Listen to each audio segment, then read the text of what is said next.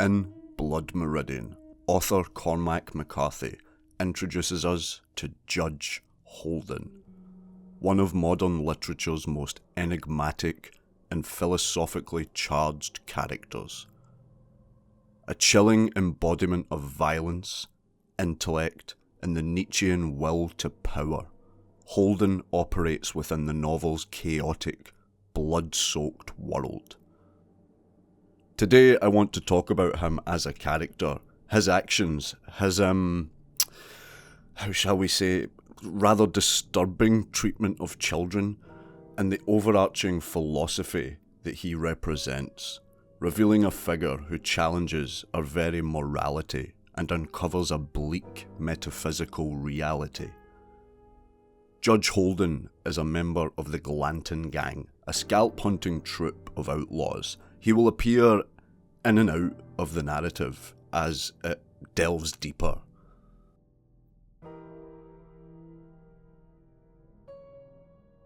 Judge Holden's origins are shrouded in mystery, lending him an almost mythological aura. He isn't a judge, by the way. Someone asks, why is he called Judge? Was he a judge? And no one knows why he was called. Well, he may well have been a judge. No one knows why he's called Judge Holden. He just is. He arrives in the novel without a past, without a lineage, and without any explanation for his presence there. He's timeless and seemingly omnipotent. Physically, Holden is an unnervingly charismatic giant. He is described as hairless, pale, and having a smooth, almost childlike complexion. McCarthy emphasises his unnatural appearance, stating, "He was bald as a stone, and had no trace of beard, and had a face like a child's." His intellect is equally massive and out of place. It spans languages, sciences, arts. It makes him feel less like a man and more like an entity, something beyond human. Holden's philosophical outlook rejects conventional morality and leads him to view history as a record of domination. For him, the past is not a moral guide, but a battlefield. Whatever in creation exists without my knowledge exists without my consent, he declares, a line that encapsulates his desire for absolute control and domination over absolutely everything. Though loosely based on a historical figure mentioned by Samuel Chamberlain in My Confession, Recollections of a Rogue, Chamberlain, he was a real-life soldier during the Mexico-American War. He describes in his memoirs encountering Holden as a member of John Joel Glanton's scalp-hunting gang in the mid-19th century American Southwest. In his memoir, Chamberlain portrays Holden as a man of gigantic size, with a dull, tallow-coloured face, destitute of hair and all expression. He notes Holden's extensive education, referring to him as by far the best educated man in northern Mexico, and he will go on to describe him as a cooler-blooded villain who never went unhung.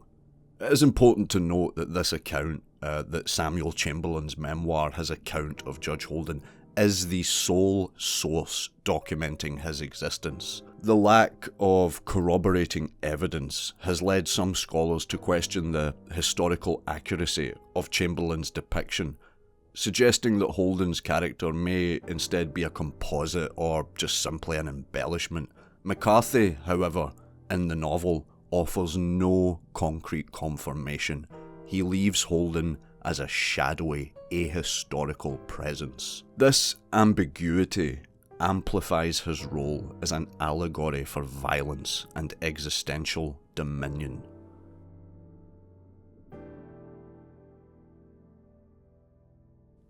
Holden's deeds are as unsettling as his philosophy. As a member of Glanton's scalp-hunting gang, he orchestrates and delights in acts of barbarity, treating violence as a form of art. From massacres of indigenous communities to atrocities against civilians, Holden's actions reflect his belief that war is humanity's truest expression. The man who fights, who kills, is at his truest, he asserts. For him, violence is not just a tool, but the essence of existence, elevating its practitioners to godlike status. Holden, throughout the novel, will meticulously sketch and document everything around him that he's unfamiliar with, like plants, fossils, artifacts, just everything that he doesn't know about. He'll stop and sketch it and write about it in his book. He then will go out of his way to destroy the original specimen, further revealing his obsession with control. Again, the phrase that he used, "Whatever exists without my knowledge exists without my permission." He has reduced existence to a battlefield for him to conquer. His interactions with the kid, the novel's protagonist, adds a psychological depth to his philosophy. At night, while the troop rest and drink round the fire, the judge wanders the perimeter naked, revelling in the darkness and the earth around him. These moments are often viewed from a distance by the kid, Holden seemingly unaware. Holden views the kid as both a potential protege and a rival, embodying a challenge to his authority. His parting words to the kid, "You were a witness against yourself," underscore his belief in the futility of moral resistance. The novel's sort of ambiguous and obscure ending, where, spoiler alert by the way, spoiler alert for the end of Blood Meridian, Holden presumably murders the kid, who is now grown. Him doing this at the end of the book just cements his role as the enforcer of his own nihilistic worldview.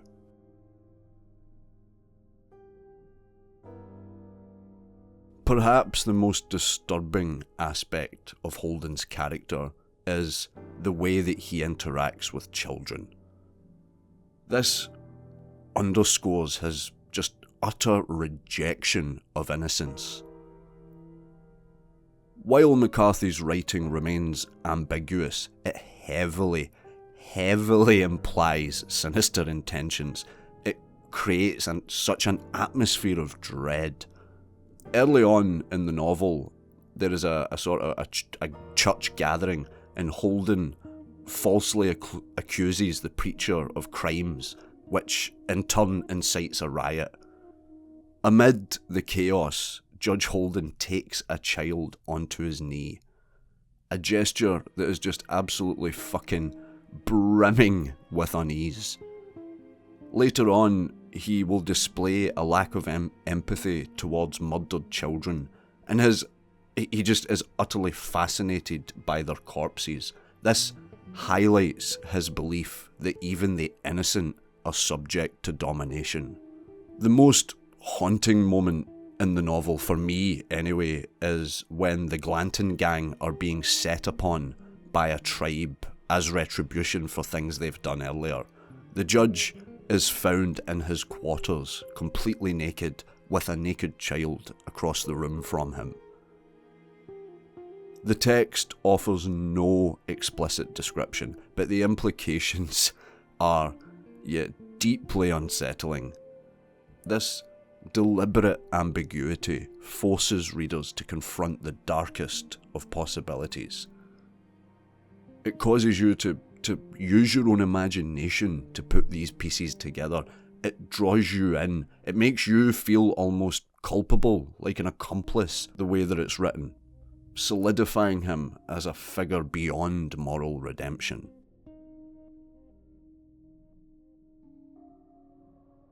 Judge Holden's philosophy is chillingly simple.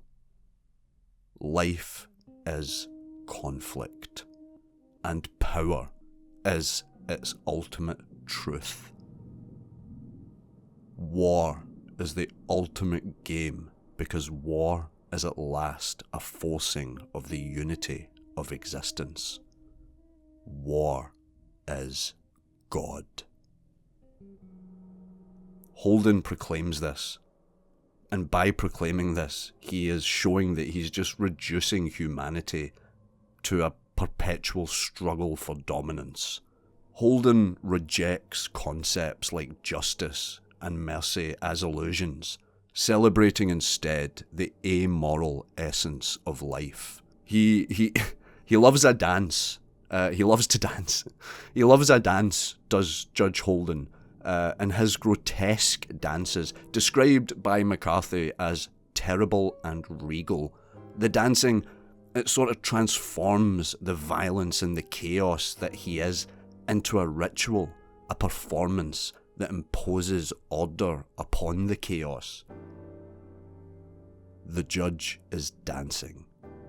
Dancing. He says that he will never die. McCarthy writes, framing Holden as a timeless force aligned with chaos and indifferent to morality. Holden's philosophy echoes Nietzsche's concept of the Übermensch. Übermensch is a German for overman. Basically, someone who will transcend societal norms and impose his will on the reality around him. Think like the Dwayne Johnson Rock energy, but like not a dick about it. Holden's version lacks Nietzsche's life-affirming creativity, however, focusing solely on the destructive aspect. He disdains freedom itself. At one point, he says, "The freedom of birds is an insult to me." This reveals his need to control all things, even the seemingly uncontrollable. Many readers interpret Judge Holden as something more than human. He seems like he's immune to aging, illness, and harm even. He appears almost supernatural. McCarthy's chilling assertion at the end of the book, "He never sleeps, the judge. He is dancing, dancing.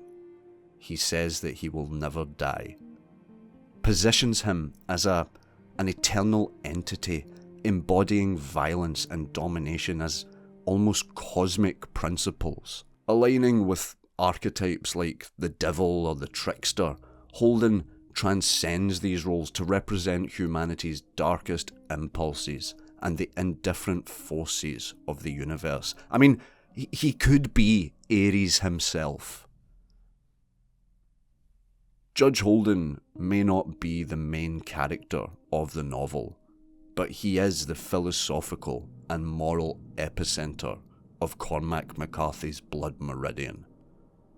Through his actions, intellect, and philosophy, he explores themes of violence, power, and humanity's nihilistic underpinnings. His rejection of morality and embrace of utter and complete chaos makes him a terrifyingly prescient figure, reflecting the darkest truths about our own modern-day existence. Cormac McCarthy's portrayal forces readers to grapple with the brutal realities of power and violence, leaving a lasting, unsettling impression. Well, fuck yeah, that was heavy. My brain hurts. I actually wrote stuff down this time. Wow. Anyway, yeah, fuck, I'm done. Oh, yes. I see that you know your judo well. Good one.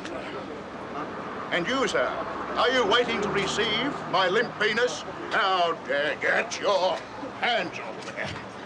No, we've only got one. Ta-ta and farewell. So I guess getting in the car.